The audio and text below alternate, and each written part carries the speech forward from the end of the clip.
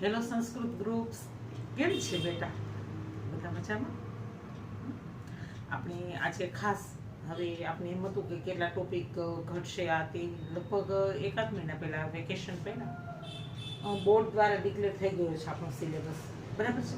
હવે આપણે જે પદ્ય 3 અધૂરું હતું, હે રાજન સંતિ મેં ગુરુવહ, એ પદ્ય મેં વિડીયો મૂક્યો છે કેમ કે ઓલરેડી એમાં ઉપદેશ બહુ સરસ હતો. ભલે પદ્ય 3 છે, આપણા સિલેબસમાં નથી બેટા, બરાબર છે. એકવાર પહેલા આપણે ફરીથી તમારું બધાનું હાર્દિક સ્વાગત છે બેટા, વેલકમ ઓલ ઓફ યુ, બરાબર છે. સંસ્કૃતના હવે પહેલા ખાસ લખી લો, આપણે જે લેક્ચર 7 હતો ને એ એકચ્યુઅલી 9મો થતો હતો. સિલેબસને કારણે મેં વળી લેક્ચર નંબર લખવામાં કાંઈ ડિસ્ટર્બ થયું હોય, 7ને બદલે 9 હતું ને આપણું લેક્ચર 10 થશે. હવે અભ્યાસક્રમમાંથી બાદ કરેલ એટલે કાઢી નાખેલ એટલે કે ઉમિટ કરેલ આટલા યુનિટ છે. એક યુનિટથી જે આપણે હમણાં મેં વિડીયો તમને અપલોડ કર્યો, બરાબર છે. એમાં ઉપદેશ બહુ સારો છે પણ એ આપણે કાઢી નાખવાનો છે. 4 તો કે કાઢી નાખવાનું, 6 તો કે કાઢી નાખવાનું, 10 કાઢી નાખવાનું, 13 કાઢી નાખવાનું, 17 કાઢી નાખવાનું, 1 2 3 4 5 6. બહુ સરસ વાત છે, બરાબર છે. આટલા બધા આપણે પ્રકરણ એ કાઢી નાખવાના છે. હા, એમાંથી કંઈ શીખવા જેવું, સાર, બોધ, ઉપદેશ, નવી કોઈ રચના બોર્ડમાં નહીં પૂછાય, આપણે શીખવું હોય આપણા સેલ્ફ એન્રિચમેન્ટ માટે આપણે શીખી શકીએ, બરાબર છે. પણ ટોપિકમાં આમાંથી કોઈ નાના કે મોટા કે એમસીક્યુ કે કાંઈ પ્રશ્નો આમાંથી નહીં હોય. પછી આપણે ગૃહ્ય સૂત્ર આપણે શરૂઆતમાં વિડીયો કરી લીધા હતા બેટા, એ દુર્ભાગ્યવશ આપણી મહેનત ભલે આમ શીખવા ઘણું મળ્યું એમાં, પણ બોર્ડમાં નહીં હોય. આપણે કાઢી નાખવાનું ગૃહ્ય સૂત્ર, મહાકવિ મહાકવિ કાઢી નાખવાનું, મહાકવિ ભટ્ટ કાઢી નાખવાનું. આ 3 સંસ્કૃત સાહિત્યના ઇતિહાસમાંથી એ નીકળી જાય છે. હવે એનો અર્થ છે કે 3 નીકળી ગયું, 4 નીકળી ગયું, તો આપણે 5મું કરવાનું છે. તો આજે આપણે 5મું પદ્ય શરૂ કરી દઈએ. ખૂબ જ સરસનું પદ્ય છે બેટા. આપણે બધા હવે આ ટીવી સિરિયલ વેબ સિરીઝ, બરાબર છે, એમાં મહાભારત આપણા જે 18 પુરાણ છે એને ખૂબ ફેમસ કરી નાખવામાં આવ્યા છે, સિરિયલાઇઝ કરીને. બહુ સરસ વાત છે આપણા માટે. પરિચય એકદમ સહેલો પડશે, કેમ તો કે કથાનક આ જાણીતું છે. વન પર્વની અંદર, બરાબર છે, આપણે ખબર છે 1 લાખ જેટલા શ્લોક ધરાવતું આ મહાપુરાણ છે, બરાબર છે. પુરાણના અમુક લક્ષણો હોય છે, બધા આમાં આપણને જોવા મળે છે. હવે એમાં વન પર્વની અંદર, બરાબર છે, આખું સંવાદાત્મક છે. એમાં યક્ષ અને યુધિષ્ઠિર, યક્ષ જેને આપણે દેવદૂત કહીએ છીએ, અને યુધિષ્ઠિર પાંડવોમાં સૌથી જ્યેષ્ઠ મોટા ભાઈ, એની વચ્ચેનો સંવાદ એટલે વાતચીત આપેલી છે. હવે એ લોકો વનમાંથી પસાર થતા હતા, એક વૃક્ષ નીચે આરામ કરે છે, બરાબર છે. પાંડવો ને કુંતી માતા ને એ બધા, અને યુધિષ્ઠિરને તરસ લાગે છે. એને તરસ छिपाવવા માટે એનાથી લઘુ બંધુ નાના ભાઈઓને એક પછી એક મોકલે છે. નકુલ સહદેવને સૌ પ્રથમ મોકલે છે કે તમે જોઈ આવો, ક્યાંય પાણી છે તો લેતા આવો. નકુલ સહદેવ એક સરોવર એને દેખાઈ જાય છે, સરોવરના કાંઠે જાય છે, પાણી પીવા માટે ઝૂકે છે. ત્યાં યક્ષવાણી થાય છે, યક્ષનો અવાજ સંભળાય છે, જે અદ્રશ્ય છે, દેખાતો નથી, પણ એનો અવાજ સંભળાય છે આકાશવાણીના રૂપે. એને કહે છે કે સાવધાન, આ જે તળાવ છે, સરોવર છે, એ મારા હક અધિકારમાં આવતો વિસ્તાર છે, બરાબર છે. શબ્દો મૂક્યો છે, હું તમને કહીશ કે આ અધિકારને માન્ય કરો, મારું છે એમ તમે માનો, મારી રજા લો, પરવાનગી લો, હું તમને છૂટ આપું તો જ તમે એમાંથી પાણી પી શકો છો. નકુલ અને સહદેવ એને અવગણે છે, પાણી પીવે છે, અને એ ત્યાં અચેત થઈ જાય છે, વિભાન અવસ્થામાં પડી જાય છે. આપણે એમ લાગે મૃત્યુ પામ્યા છે. હવે એના પછી લાંબો સમય વીતી જાય છે, યુધિષ્ઠિરને ચિંતા થઈ છે, એટલે એ અર્જુનને જોવા મોકલે છે. અર્જુને આવી જ રીતે કરે છે, આજ્ઞા માનતો નથી, એનો અધિકાર સ્વીકાર કરતો નથી, અને પાણી પીવા જાય છે. એ પણ ત્યાં અચેત થઈ જાય છે. અને પછી છેલ્લે ભીમને મોકલે છે. ભીમ પણ આવી રીતે વાર લાગતા છેલ્લે યુધિષ્ઠિર ચિંતા થતા જાય છે. અને યુધિષ્ઠિરને પણ એ જ અનુભવ થાય છે. વાંકાવળીની જેવા તળાવનું પાણી પીવા જાય છે, ત્યાં યક્ષવાણી સંભળાય છે, અને યક્ષ એને કહે છે કે હે યુધિષ્ઠિર, હે કુંતી પુત્ર, આ સરોવર ઉપર મારો હક અધિકાર છે, એને તું માન્ય રાખીને હું જે પ્રશ્ન પૂછું એના સરસ મજાના ઉત્તર આપ. આપણા શ્લોકની શરૂઆત જ ત્યાંથી થાય છે, બરાબર છે. અને આગળનું શું થાય છે તમને ખબર પડી જશે, બરાબર છે. તમને 1 મિનિટ ટૂંકમાં કહી દઉં. યુધિષ્ઠિર ધર્મ રાજા, ધર્મદેવ એના અવતાર હતા. તમને ખબર છે 5 પાંડવો છે એ દેવતાઓની કૃપાથી કુંતીને પ્રાપ્ત થયેલા હતા. કર્ણ તો કે સૂર્યપુત્ર હતા, અર્જુન પવનપુત્ર હતા. આ બધા પોતે પવનપુત્ર ભીમસેન છે, બરાબર છે, અને અર્જુન છે ઇન્દ્રના પુત્ર છે. તો આ બધા દેવતાઓના વરદાન રૂપ હતા. હવે આ પાંડવો ઉપર હંમેશા દૈવી તત્વની કૃપા થતી રહેતી હતી. યુધિષ્ઠિર તો ધર્મ રાજાનો જ અવતાર. એટલે યુધિષ્ઠિર કહે છે મને કાંઈ વાંધો નથી, મારી જેવી યથા પ્રજ્ઞા એટલે બુદ્ધિ, મારી બુદ્ધિ અને સમજ મુજબ જવાબ આપીશ, તમે તમારે પૂછો. અને ત્યાંથી શરૂ થઈને આપણે સાવ એટલે સાવ બેટા હું એમ કહું ને કે ધ મોસ્ટ ઇઝીએસ્ટ પોએમ કહેવાય, ચાલે એટલું ઇઝી છે. એકવાર જોશો ત્યાં તમને આવી જશે. બહુ અઘરી સંધિ પણ નથી, શબ્દાર્થ એટલા નથી, અન્વય ઈસેરો છે, બરાબર છે. પ્રશ્ન પૂછશે યક્ષ, જવાબ આપશે યુધિષ્ઠિર. આ બે સંવાદ છે. હવે કુલ 12 શ્લોક આપ્યા છે, એમાં પ્રસ્તાવના છે અને છેલ્લે એ ખુશ થઈ જાય છે અને એના અચેત થઈ ગયેલા ભાઈઓને કહે છે કે તમે એક ભાઈને જીવતો કરો. એમાંય પાછો યુધિષ્ઠિર તો ધર્મના છે, પોતાના સગા ભાઈને બદલે માદ્રીના પુત્ર, પોતાની જેને કહેવાય કે અપર માતા માદ્રીના પુત્ર અને એના ભાઈ સાવકા ભાઈ એવા નકુલની ચિંતા કરવાનું કહે છે. અને એમ કહે છે કે નીતિ એમ કે છે કે પરોપકાર કરવો, દયા રાખવી એ જ મોટો ધર્મ છે. હવે આંડ્રુ શસ્ય એટલે અનુકંપા, કરુણા, દયા એ જ મોટો ધર્મ છે. એટલે એમ કે છે કે તમે નકુલને જીવતો કરો. હવે નકુલને જીવતો કરવાનું કહે છે એટલે ખુશ થઈ જાય છે કોણ? યક્ષ, કે વાહ ધર્મરાજાના અવતાર હોય એવું લાગે છે અને તમારામાં રહેલી આ દયા છે એ મને સ્પર્શી જાય છે. ધન્ય છે તમને રાજા, ધન્ય છે. અને એમ કહે છે કે એક જ નહીં, તમારા બધા ભાઈઓને હું જીવિત કરી દઉં છું. આ રીતે આટલો સંવાદ છે. ખૂબ જ સહેલા શ્લોક છે. એકવાર જોશો ત્યાં તમે એમ કહેશો કે મેડમ આવડી ગયા છે, છતાં સરસ મજાથી તમે તમારી નોટમાં લખી લેજો, બરાબર છે. ખાસ શ્લોક તો લખવાના જ, સંસ્કૃતમાં ઇઝી બનાવીને યાદ રાખવાનું. પેલો જે શ્લોક છે એમાં યક્ષ ઉવાચ, યક્ષ બોલ્યો, હે પાર્થ, હે પાર્થ, તું સાહસમ માં નહીં કાશી કરીશ નહીં. હે પાર્થ, તું સાહસ કરીશ નહીં. પાર્થ એટલે આપણે સમજવાનું છે યુધિષ્ઠિર. હે કુંતે, હે કુંતી પુત્ર, હે યુધિષ્ઠિર, મારા પૂર્વ પહેલાથી પ્રથમથી થયેલા પરિગ્રહ અધિકાર એટલે હકને માન્ય કરતા એ હકને તું માન આપ કે હા આ સરોવર મારું છે. પ્રશ્નોના ઉક્તવા ઉત્તર કહીને તતઃ તું પછી તું પાણી પીબ ચ હરસ્વ લઈ જા, પી અને સાથે લઈ જા. આ પેલો શ્લોક છે. યુધિષ્ઠિર ઉવાચ, યુધિષ્ઠિર બોલ્યા. યુધિષ્ઠિર જવાબ આપે છે, હે યક્ષ, હે યક્ષ. જે સંબોધન હોય એના પછી હંમેશા ઉદ્ગાર ચિહ્ન મૂકવાનું. હે યક્ષ, અહમ તવ, હું તારા પૂર્વ પહેલાથી પરિગ્રહમ થયેલા અધિકારને ન કાયમે, એ અધિકાર તારો, આ સરોવર પણ તારો. ન કામયે, કામના કરવી એટલે ઈચ્છા કરવી, હું ઈચ્છતો જ નથી, એ અધિકાર તારો, બરાબર છે. ન કામયે, મારે તે જોઈતો નથી, એટલે અધિકાર નથી જોતો, આ સરોવર તારું છે. અહમ હું, તું, તારા તે પ્રશ્નોના યથા પ્રજ્ઞમ મારી બુદ્ધિ મુજબ, બુદ્ધિ પ્રમાણે પ્રતિ સામે વક્ષ્યામી ઉત્તર આપીશ. તું પ્રશ્ન પૂછ, હું સામે એના ઉત્તર આપીશ, જવાબ આપીશ. ત્વમ તું મામ, મને પૂછ, તો તું મને પૂછ. ત્રીજા શ્લોકમાં કહે છે, હવે અહીંથી પ્રશ્નોત્તરી શરૂ થાય છે. હવે પ્રશ્નોત્તરી શરૂ થાય ને એના એ પ્રશ્નના જવાબ આપવામાં એના એ શબ્દો વાપર્યા છે આપણે. એટલે પ્રશ્ન જવાબનો શ્લોક સાથે કરતા જશું. આ 3 અને 4 આપણે સાથે લેશું.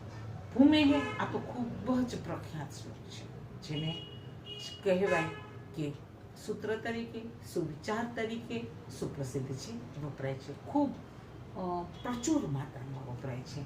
ભૂમેહ ભૂમિ એટલે કે પૃથ્વી એટલે કે ધરતી કરતા, કિમસ્વિત શું હોય છે, ગુરુતરમ વધારે વજનવાળું, ભારવાળું, મહત્વનું. આ ભૂમિ કરતા પણ, આ પૃથ્વી કરતા પણ વધારે વજનવાળું શું છે? તો આપેલો જે પ્રશ્ન છે, બરાબર છે, 4માં એનો જવાબ આપે છે માતા.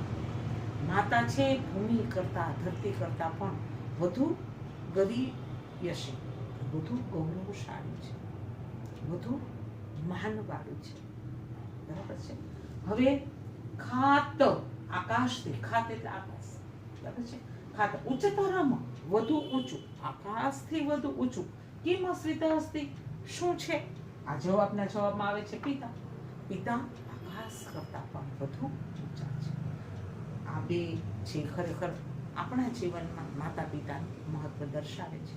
બેટા હું સમજુ છું તમે અત્યારે ટીન એજમાં છો, બરાબર છે.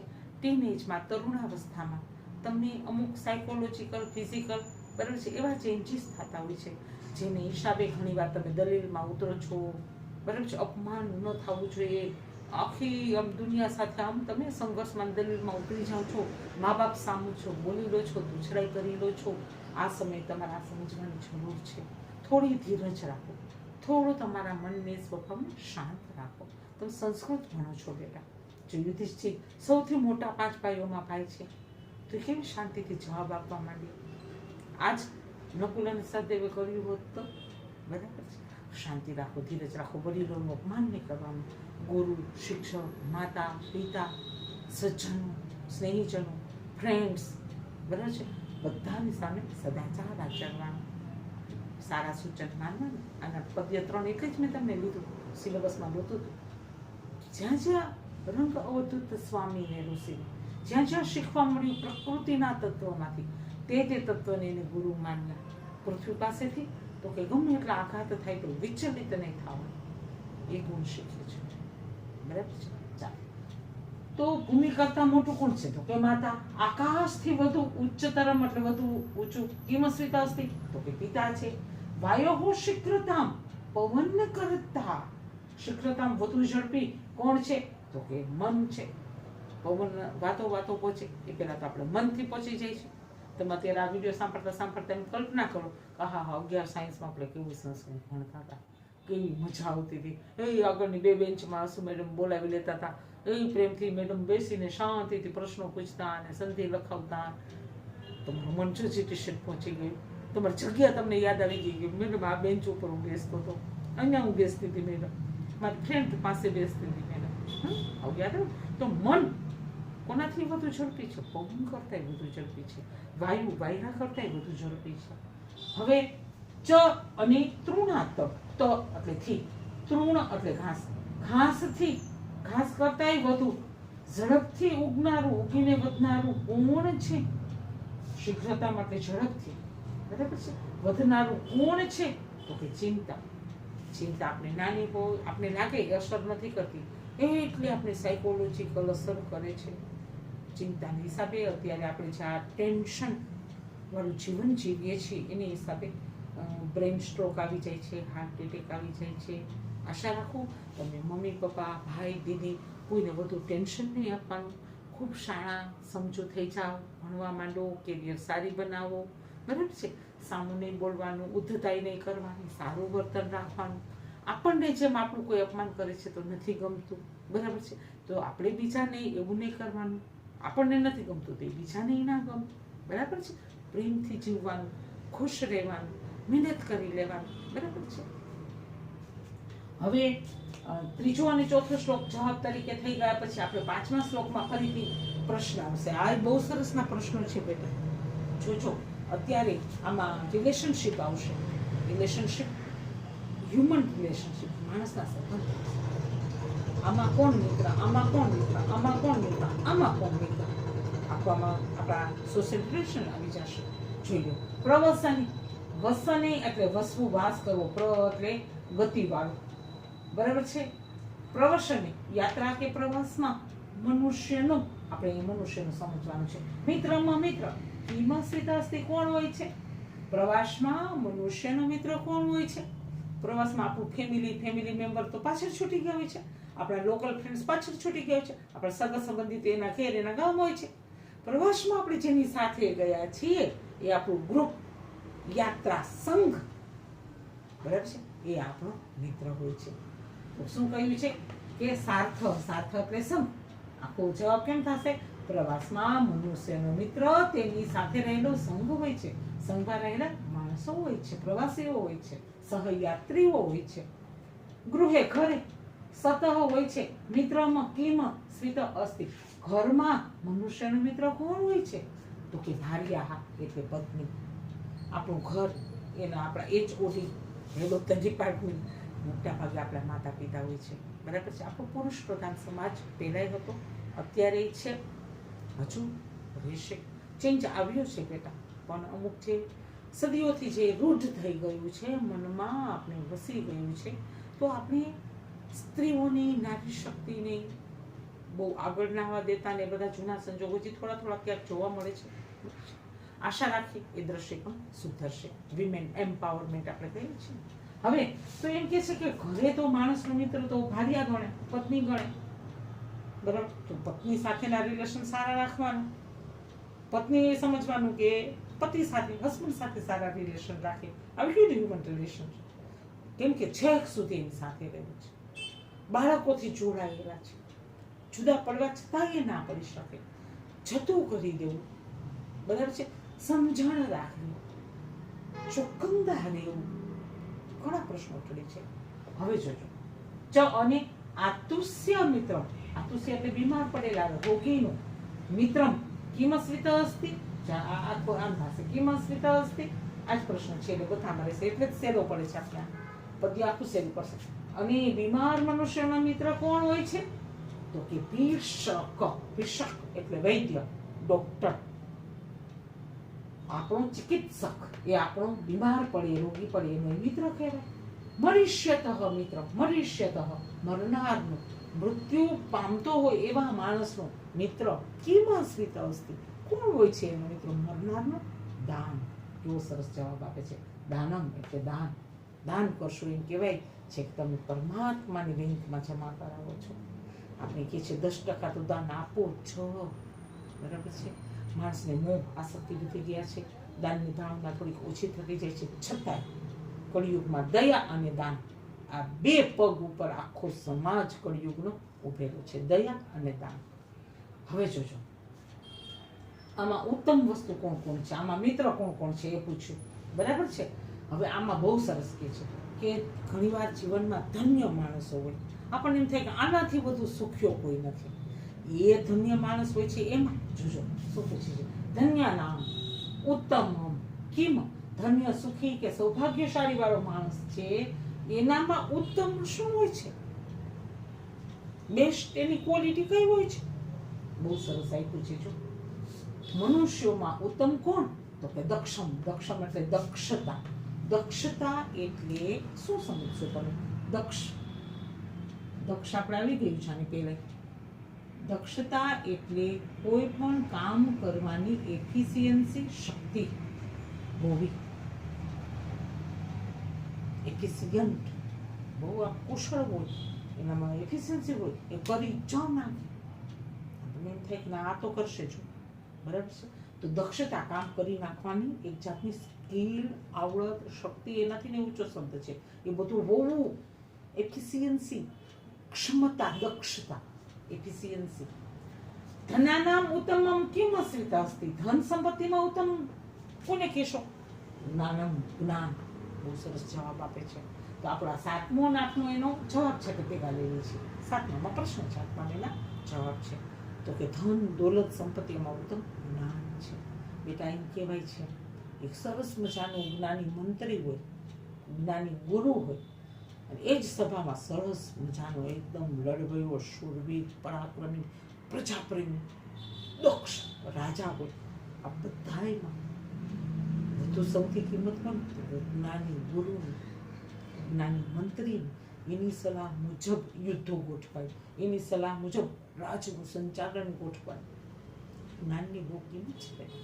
એવું કહેવાય છે કે રાજા એના પ્રદેશ પૂરતો જ પૂજાય છે. બહુ સરસ શ્લોક છે. પરંતુ જ્ઞાની તો કે સર્વત્ર પૂજાય છે. પૂજ્ય તે પૂજાય છે, એની સર્વત્ર પૂજા થાય છે. જ્ઞાનને હંમેશા સલામ કરજો બેટા, માન સન્માન આપજો. હવે જોજો, લાભાનામ ઉત્તમમ કિમ અસ્મિત અસ્તિ. લાભાનામ કેટલા બધા લાભ ફાયદાઓ થાય. આપણે શુભ અને લાભ લખી ગણેશ પરમેશ્વર મહારાજને કઈ લખ લાખના ધણી, લખ તમારો ને લાભ અમારો. તો લાભ આ બધા ગણાય છે. લાભ, આરોગ્યનો લાભ, જ્ઞાનનો લાભ, ધન સંપત્તિ એટલે દ્રવ્યનો લાભ. આમાં ઉત્તમ કયું છે? ઉત્તમમ કિમ અસ્મિત અસ્તિ. તો કે ધનાનામ એમાં જ્ઞાન, અને લાભ છે એમાં ફાયદાઓ છે એમાં આરોગ્ય, હેલ્થ. હેલ્થ ઇઝ વેલ્થ કહેવાય છે. વેલ્થ જેવું એક લાભ નથી બેટા. એટલે કહે છે કે 100 કામ મૂકીને આપણા સ્વાસ્થ્યની તંદુરસ્તીની સાવધાની બાબત કસરત એ કરવી. યોગ પ્રાણાયામ કરવાના જ. બરાબર છે. સુખાનામ, સુખ 1, સુખ 2, સુખ 3, સુખ. આપણે બહુ સરસ ગુજરાતીમાં છે. પહેલું સુખ તે જાતે નરિયા, નરિયા એટલે નરવા, નરવા એટલે હેલ્થી. બીજું સુખ તે કોઠીએ ઝાડ, કોઠી એટલે અનાજ ભરવાની કોઠી, એટલે કે ગોડાઉન ઘરના હોય છે, સ્ટોરેજ. એમાં ધાન, ધાન એટલે ઝાડ, ઘઉં, બાજરો, અનાજ કરિયાણું. ત્રીજું સુખ તે ઘેર, કહ્યા ગરી ના. કહ્યા ગરી બહુ સામે ચૂંચા ના કરી. બરાબર છે, ખરાબ અર્થમાં નથી કહેતી. બહુ સરસ હાર્મોનીથી, સાયુજ્યથી રહે, સુસંગતતા જાળવી રાખે. ગૃહિણીના હાથમાં ઘણું બધું છે. ગૃહિણી ગૃહમ ઉચ્યતે, ગૃહિણી જ ઘર કહેવાય છે. સંસ્કૃતમાં કામ કહ્યું છે. કોઈ પણ ઘરનું વાતાવરણ છે ગૃહિણીના હાથમાં છે. પછી બીજો નંબર એ ગૃહસ્થનો આવે, એ સ્વજન જેન્ટલમેન આવે કે જેનું એ ઘર છે. બરાબર છે. એક એક ઘર છે ને બેટા, એમાં એક એક ગૃહિણીએ પોતાની જાતને હોમી દીધી છે. એ ઘરને નીચે એક કબર છે, એમાં ગૃહિણી પોતે સૂઈ ગઈ છે, બલિદાન આપી દીધું છે. ત્યારે એ ઘર ઊભું છે. બેટા તમારી માતાને રોજ પ્રણામ કરજો. એ તો મરી જ ગઈ છે, એનું અસ્તિત્વ મિટાવી દીધું છે. એ તમારામાં જીવે છે બેટા. એને 1 વાર નહીં 1000 વાર પ્રણામ કરજો. આ લેક્ચર પૂરું થાય ને, માના ચરણ સ્પર્શ કરીને આશીર્વાદ માગજો. ભૂલચૂક માફ કરજો મમ્મી, આમ કહેજો. બરાબર, ખૂબ આશીર્વાદ આપશે. માના આશીર્વાદ સ્વર્ગના દરવાજા ખોલી નાખશે બેટા. મૂકો ના ચૂકતા. જીવતા છે ત્યાં પગે લાગેલું આશીર્વાદ કર્યું. પપ્પાની રોજ સવારે પગે લાગો, સાંજે પગે લાગો. પપ્પાનું ચિંતાવાળું મોઢું જોવો તો પપ્પા ચિંતા કરો, બધું હમણાં સારું થઈ જશે. કાંઈ એવું કામ હોય તો લાવ હું કરતો આવું, લાવ હું તમને મદદ કરું. મમ્મીને પણ મદદ કરવાની બેટા. બરાબર છે. હવે જુઓ તો સુખ કેટલા બધા છે. એમાં સુખાનામ ઉત્તમમ કિમસ્વિત અસ્તિ. આ તો બધે આપણે રિપીટ કરવાનું. કિમસ્વિત અસ્તિ.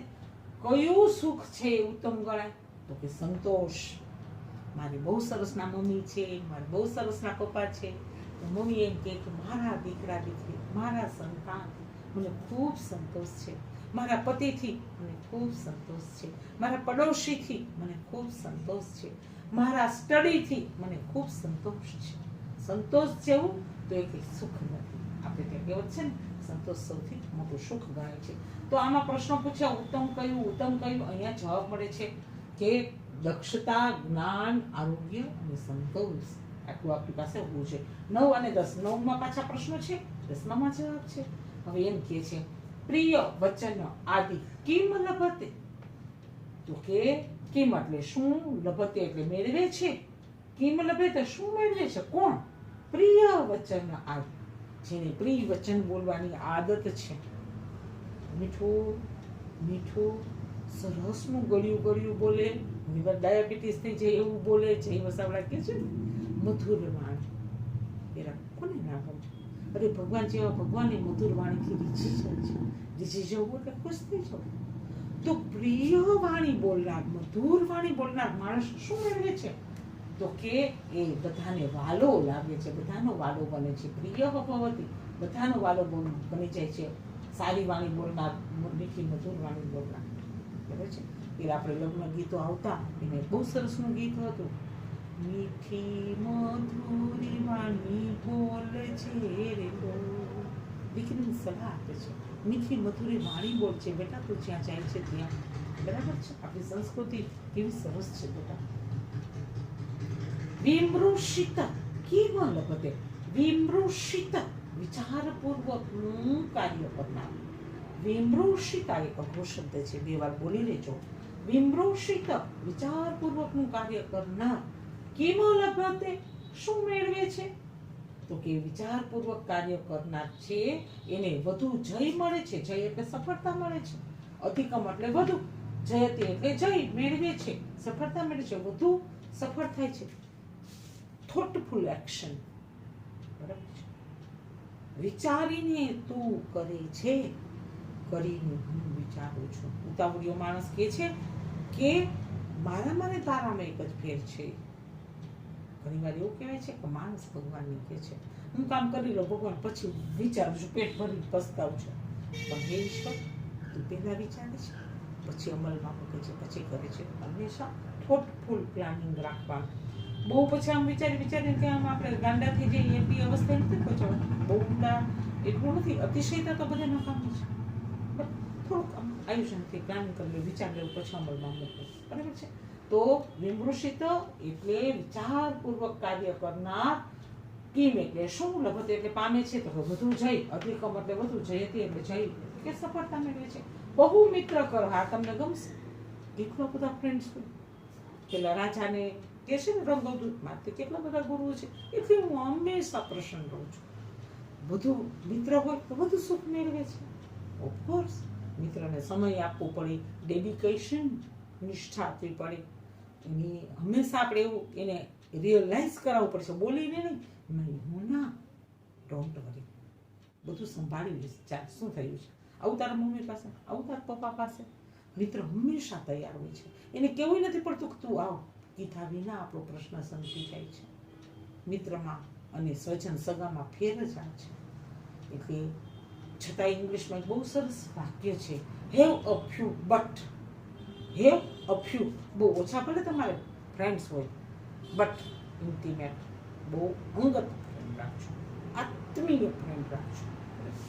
હવે જોજો, એમ કે છે કે વધુ મિત્ર હોય એને કિમ લભતે, એને શું પ્રાપ્ત થાય છે? તો કે સુખમાં વસતે, સુખેથી રહે છે. વસતે એટલે રહેવું, જીવવું, સુખેથી રહે છે જેને વધુ મિત્ર હોય છે.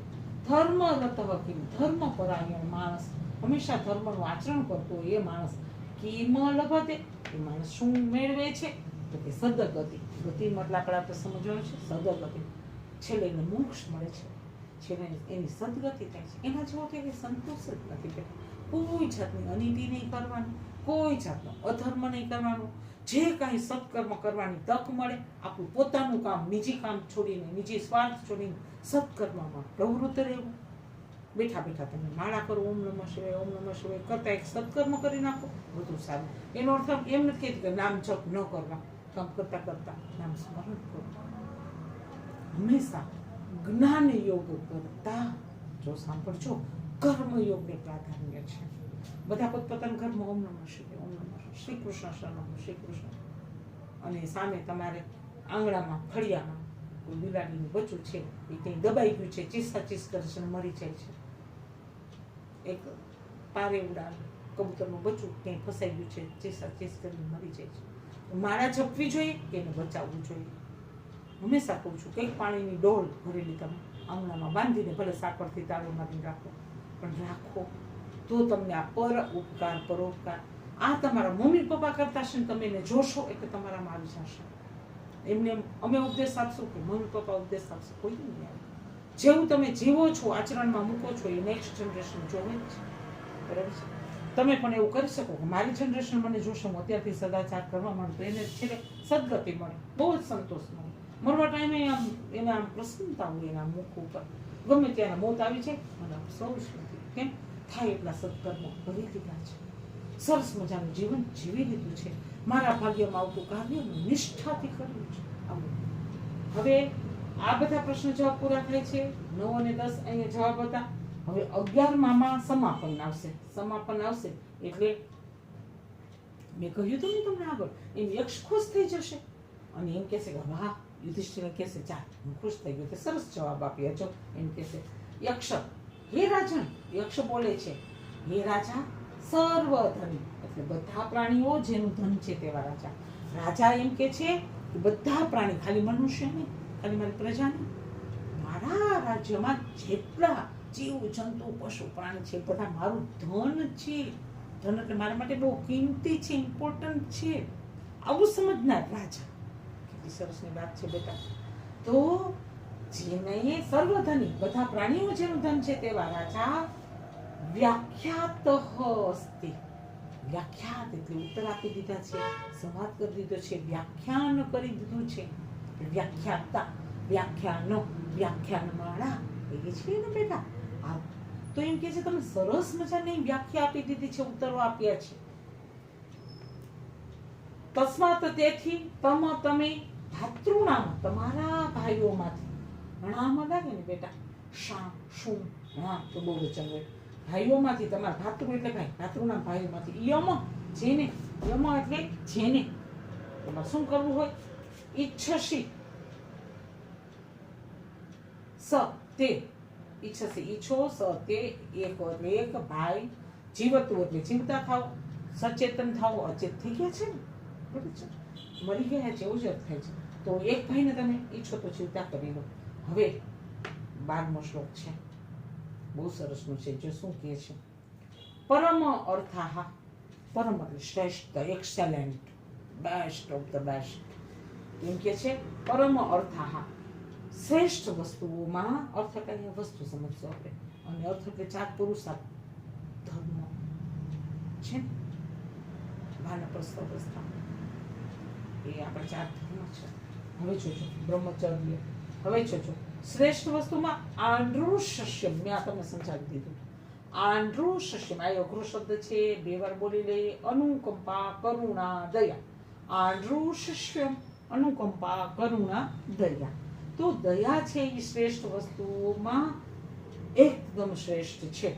પરહ ધર્મ મે મત, મે મત, યુધિષ્ઠિર બોલે છે મારા મત મુજબ, મારા માનવા મુજબ અનુકંપા, કરુણા એ પરમ ધર્મ છે. આનુષસ્યમ, આંડ્રુષસ્યમ, આંડ્રુષસ્યમ એટલે દયા, કરુણા, એ મારે જો ખરેખર રાખીને કર્મ કરવું હોય, આંડ્રુષસ્યમ.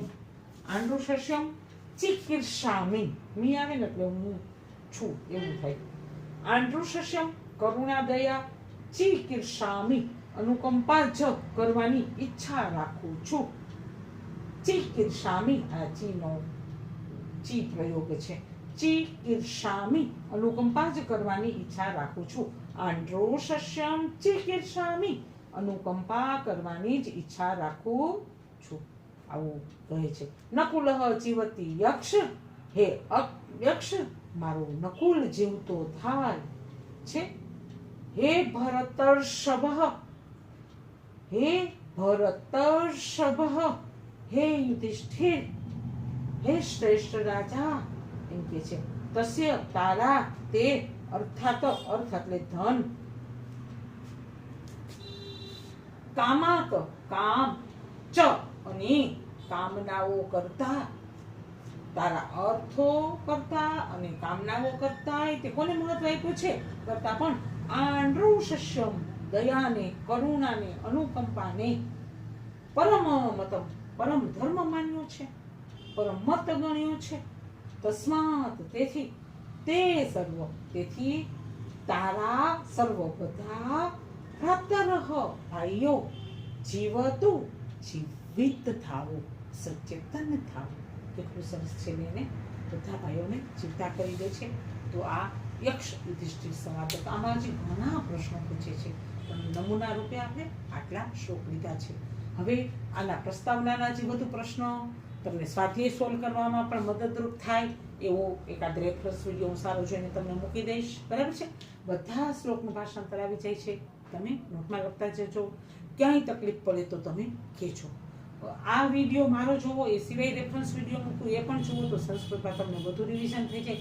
કાંઈ લખવાનું લાગે તરત વિડીયો પોઝ કરીને લખી લેવાનું બેટા, બરાબર છે. તો આના પછી પાછું આપણે એક બીજું પહેલાં આપણે બધા પદ્ય જ કરી નાખશું, બરાબર છે.